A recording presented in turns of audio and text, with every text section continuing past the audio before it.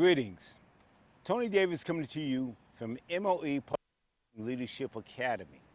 I want to ask you a question. What do you know about emotional intelligence? What do we know about communication other than saying hi? Communication goes a long way. Communication also goes deeper. Communication starts within the mind, but it also starts with our emotional intelligence. What do you mean by what do you mean by emotional intelligence, Mr. Davis?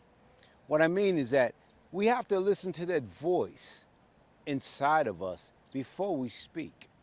And we also have to understand those emotions and be able to identify those emotions that we're going through. Fear, joy, happiness. Those are emotions, as well as aggression. Aggression is an emotion. How do we identify that? First, we have to ask ourselves a question. Why are we feeling that emotion? See, that's where the start of the emotional intelligence comes in, because everything starts within. In communication, communication is about making a connection to that person that we are communicating with. Not just saying words, but saying words that have a meaning and a purpose. Connecting on an emotional level. Sometimes other people are going through some different things during the course of the day because we never know what's going on in someone else's life. And becoming emotionally intelligent, we begin to understand that when we engage with someone and they're not being engaged, we understand that maybe something else is going on in their life at that moment, right now. Maybe we just need to be empathetic and listen, because maybe that's all a person needs, is just for you to listen, not for you to comment, not to say what you would do or what you would not do, but just to listen and vent. And then after that, simply walk away, because you never know. You might see that person again. That person might say, thank you so much for that. I needed that. In today's society, ladies and gentlemen, with everything that's going on politically in the world, things being taken away, things being unsure, you never know what's going to be in your mailbox. You never know who you might meet that's, they done lost their mind because they done stretched themselves to the point where their band broke. Neuroplasticity, the brain's ability to change and adapt to different stimuli. Our brains are like rubber bands, but also our brains have a bunch of different tentacles. Every feeling of emotion sends out an energy wave, sends out a frequency. Okay? As they say, as above, so below, as within, so without. If you're feeling a certain way, that feeling is going to be projected outside of you to that other person. So do the best you can to try to identify that feeling and that emotion that you're dealing with. And another thing is, the voices that we hear, a lot of the times, they're voices in our own mind that are talking to us. And sometimes the reason the mind wants to get the best of us, I don't have time for this, I don't want to do that, I can't do it. But check this out, right? This is going to hit a little different, right? It's that voice inside of you that speaks the loudest. How about that? It's not the outside voice, it's the voice that's inside of you that's controlling you. Now we know that nothing moves, like my hand, it's not moving unless I tell my brain to move it. Right? Right. So if you're telling your brain, or your brain is saying something to you, you can combat that. You can outweigh that. You can say to yourself or say to your inner self, not right now. Because sometimes I got to do that to myself. I got to say, not right now. I can get up in the morning and I got thoughts going all over the place and not so good thoughts. But I know if I hold on to them thoughts, they're going to walk with me through the day. And my day is not going to be a good one because I'm not going to be able to engage with people on a level of understanding. See, what I've learned is that I have to listen to understand to be able to respond to be understood. That's what I learned. In a world full of shouts where everyone is trying to be heard, I begin to understand the power of a whisper. I begin to understand how to pause within myself and think about what it is I'm going to say, how I'm going to respond to you or to the situation. I heard a quote, and the quote said that a ship doesn't sink by the water, it sinks by allowing the water to come in. That's how the ship sinks. Is your vessel tight? Did you seal up the holes in your vessel? Or are you going to allow your vessel to run up on a rock or run up on shore and get damaged and take on water and drown? And that vessel is you. That vessel is your mind. As they say, for every level, there's another devil. And the devil can't come in unless you open up the door. My message today is this, ladies and gentlemen, is that whatever is going on in your life today, good or bad, right? We like the good. We can take the good, but when the bad come, it doesn't come at a designated time or a time we put on our calendar or at 6 p.m. That's going to come at 6 p.m. so I'll know what to do. No, we do not. Another thing about neuroplasticity in the mind is that when we give out all our energy to all these different exterior things, I get it. You got rent to pay, you got the gas bill, you got work, you got your boss, you got your coworker, you got your children. That's a lot. But you have to save some of that for you, for your internal wealth, for your internal balance, to regain yourself. Because if you don't regain yourself, what happens? We're in drift. And in drift, we can be led astray. We have to come up out of drift. And how do you come up out of drift? Pause. Take a moment. And use your creative thinking skills that you have. You have them by right, by birth. However, I don't know if you believe in the programming. I don't know if you believe in frequencies and vibrations and all these little hidden tactics, these little hidden subtle strings that the puppet masters are pulling. Yes, it's true. I had to find out the hard way. I was in drift for a long time. I thought I was building something, but I wasn't building anything for me. I was building somebody else's dream because I was taught how to be a worker, not a creator. I was not taught how to allow my mind to be expanded. Reading books, getting out of that room with everybody who's the same. I had to become different. And then people started laughing at me because I was different. And I learned how to laugh back at them because they were all the same. I don't supposed to be like you. No. I have a purpose and a journey for myself. So don't you. So what I'm getting at here, ladies and gentlemen, is this. Is that in finding your purpose, okay, and opening up your mind to some different stimuli, getting around different people, doing some different things, not allowing all your energy to be pulled to the exterior. Save some of that for you. There's a couple of things that I heard that are so true and were profound. One of them is being poor, P-O-O-R, passing over opportunities repeatedly. And we can pass over opportunities repeatedly by telling our dreams, our big dreams, to small-minded people. And then by complaining to people. Guess what? 75% don't care and 25% glad that it's you. Matter of fact, let me say 24% because you might find that 1% who truly cares that want to help you. But you got to be able to help yourself first. And how do you do that? Once again, you got to pause. You got to pause and come back. Take a deep breath and ask yourself a couple of questions. One question I got to ask myself: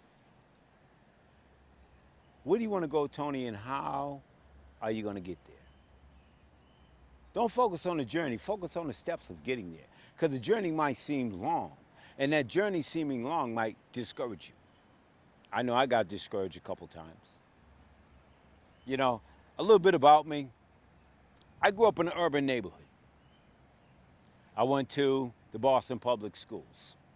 And back then, they wasn't worried about teaching me as keeping it real as a little small black boy growing up. No, I was taught how to be mediocre. I was taught that, okay, you got the answer right, but you didn't follow you didn't follow the certain way, so it's wrong. That was discouraging. You know, kept back in the ninth grade a couple of times. You know, low self-esteem, fear, doubt, running the streets, getting caught up, drugs, alcohol. Yeah, yeah. But guess what? There was a that was only part of my story, part of my life, because that's I was only dealing with what I knew. And then someone came and pulled me inside and said, "Listen, brother, that ain't you. You're much greater than that." And he also said to me, he says, an intelligent person does not have to use vulgarity to get their point across. And that hit me kind of deep, and it hit me kind of different.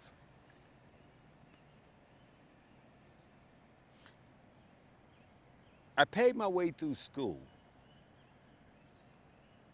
by collecting bottles and cans. Yes, I did. I went to Wentworth. I also attended MIT. And I was the only person of color at MIT. And I began to question myself. What are you doing here, Tony? Do you think you can deal with these people? Do you think you're on the level with these people? The title of the course was Persuasive Communication, Critical Thinking in Order to Get Your Point Across, or in order to get the message, to deliver the message. And lo and behold, I stand in front of you today, certified MIT. So you see, what I'm saying to you is this: stretch yourself. Stretch yourself. And one thing that you may have to do, you may have to remove yourself from around those people who are not doing those things that you want to do, because they're going to tell you not to do it. And the question I would ask them: have you done it? And if they say no, then say, how are you going to tell me not to do it? You see? And then recognizing that in life there are energy vampires. There are those that want to suck up your energy, and there are those that don't want to see you excel to that next level above mediocrity. See? Because mediocrity has a lot of company. A lot of company. You know? And there's something called KEY. Key. Keep educating yourself. Because a public school is going to give you public education, which is just a standard education. But in order to get a greater education, a much better education, an education that's going to help you get to the next ladder, that next rung of the ladder, help you reach that higher shelf, keep educating yourself.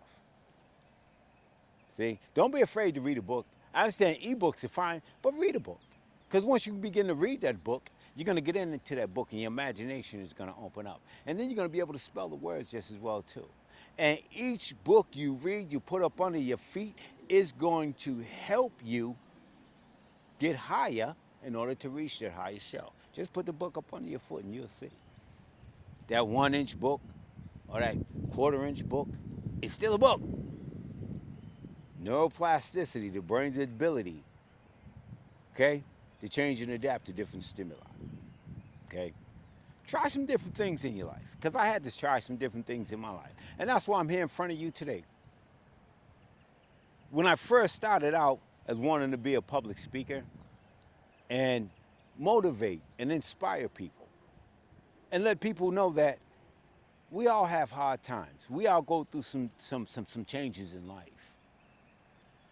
But there's another side of you other than what you do for work. Your work is a means to an end, but that's not who you truly are. What is your why and who are you? Who truly are you? And I had to find out. So I own a small construction company. And I built that. I created it. But I allowed that construction company to become me. I allowed it to become me. Because it started to create me. And I had to take that back and say, no, Tony, no. You created it. Now you got to recreate something other than that. You can't let it just consume you because there's more to you.